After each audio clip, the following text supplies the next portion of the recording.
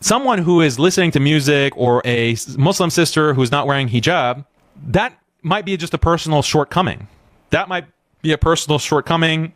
Maybe they're struggling with it, but they don't believe that it's haram. They don't believe that what they're doing is right, or that's halal, or that's permissible.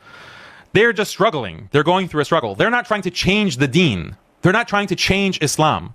And yes, it's not good. It's not good, and we should do islah. We should advise. We should take people privately and explain. We should understand their context. We have to do that. Like that, we have to do that to maintain our community. People are going to be at different levels of iman. And you have to have the brotherhood, or if you're a sister, the sisterhood, to help your brothers and sisters and lift them up. And you lift them up by advising them, by correcting them, by maybe sometimes you just influence them in the right direction, because a more direct approach might be ineffective. And you bring hikmah, you bring wisdom. That is perfect, great, excellent. And we all need to do this. We all need to do this. But that's not liberalism as I define it. That's not the big threat. That's not the big threat that we're facing.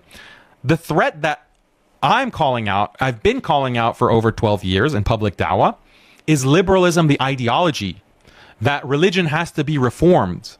The illiberal aspects of Islam have to be negated, or they have to be changed in order to accommodate Western values. That is a massive project. It is a massive and deadly project that has been taking place since the past 200 years with European colonialism. Colonialism was the deployment of this ideology throughout the Muslim world. And it is a bloody ideology that has been imposed by force to turn Muslims into atheists. And it is extremely dangerous. Why? Because in the past 200 years, this same project has been applied to other religious groups.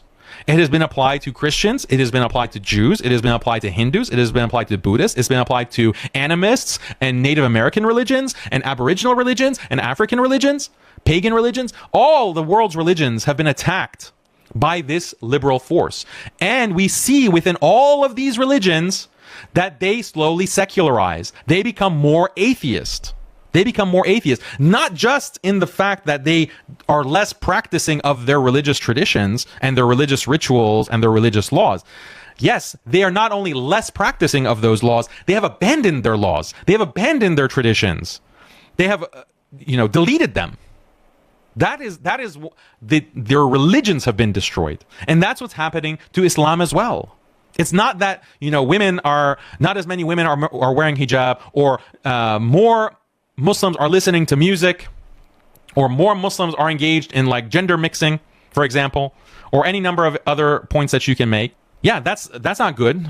That's not good. But if you look at Muslim history, there are different segments of time and places where Muslims are at different levels of practice. But Islam was preserved. It persevered. It persisted over time. Despite there being there's a lapse in the religiosity or the piety and the practice of one group of Muslims in one particular geographic location, one particular time. If that was the extent of the problem, yeah, you do islah. You go and you advise. You try to raise the level of iman and piety of yourself and others around you. And the ummah will survive. The ummah will survive in the future, inshallah.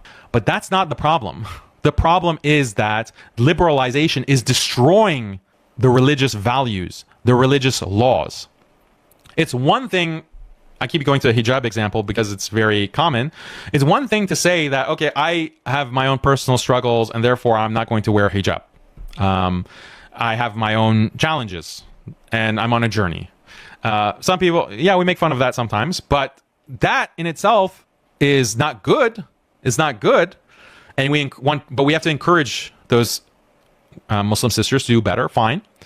But put that on one side. On the other side is a person that you might not even call a Muslim at that point, who says, actually, it's my body, my choice. And I want to be equal to men, and it's my choice. I decide if I want to cover my hair or not. I don't care what God says. I don't care what Islam says. I don't care what the Quran says. I don't care what the Prophet ﷺ says. I make my decisions as my body, my choice.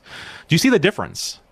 The second thing is kufr. The second thing is a deletion of Islam and the Sharia and the requirements of God. The first scenario is like a personal failing. It's like a personal challenge, a personal sin. And there's a lot of hope for that person that they will turn around and they'll make tawbah. Do you see the difference? The liberalism of the second example, that's liberalism. That's the dangerous cancer because it's erasing Islam. When you say my body, my choice, that's erasing Islam. That's going completely contrary to the message of Islam, which is, no, your body belongs to Allah. Your body is an amana given to you by Allah. Allah decides what happens to your body. And when he commands you, you obey. And if you don't obey, then you are sinful and ask for forgiveness and make tawbah.